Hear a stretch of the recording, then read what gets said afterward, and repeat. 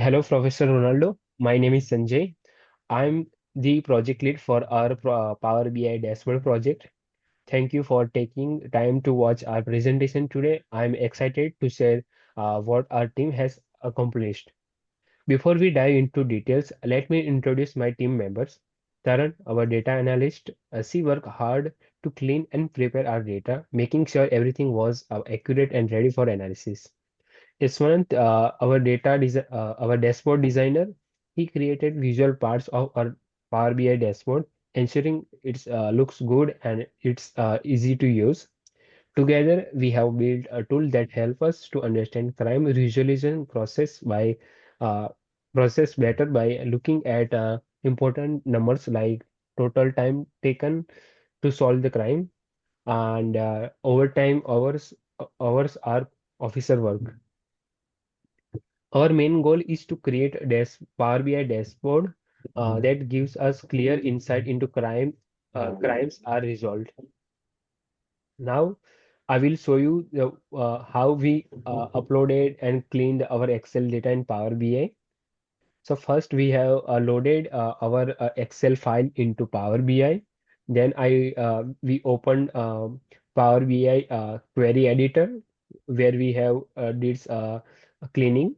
So we have removed blank rows. We have also removed duplicate columns. We also fix the errors, whatever is there any missing value or something we have replaced with some median or average wherever we can.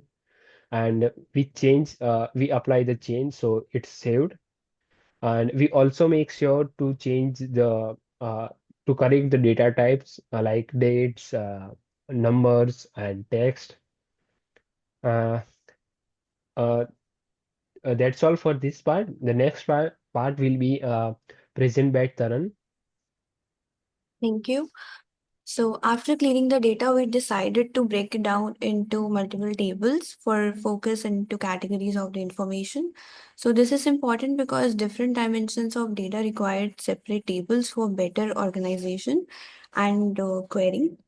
Here we structure the tables after cleaning all the data and removing all the blank rows.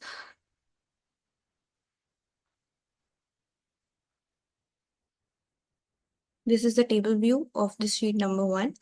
So we structure the tables like fact table, incident type, location, date, officer, incident response type. Let's talk about fact table. The core data about the incident, including all the incidents, total time taken, total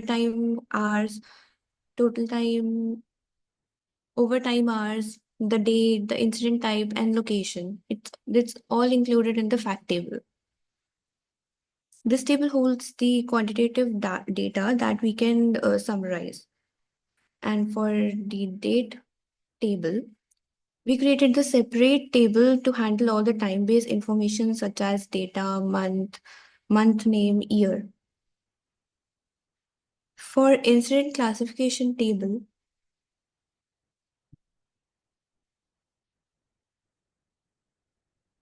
we extract and created a table for incident classification with their type and their type ID. Also, we have a classification for location table that includes its unique ID, and unique name. So finally, we created an officer table that holds the officer related details such as their rank and their ID. Now we talk about the calculating measures.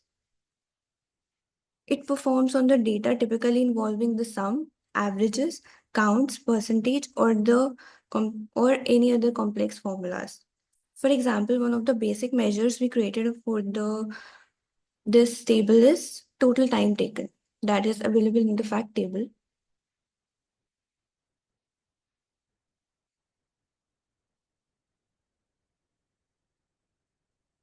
So this is calculated as the sum of the total time taken from each incident. This measure simply sums up the total time taken column in the fact table, gives us the total time spent for all the incidents in the data type.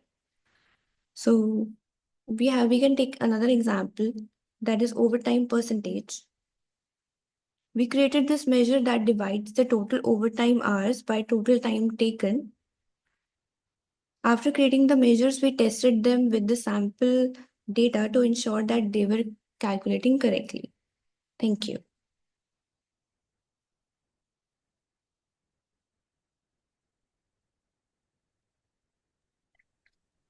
Yeah, Professor, I'll start now. Yeah, Taran, you just show the dashboard so that I can explain it to the professor. there you Yeah, go. yeah.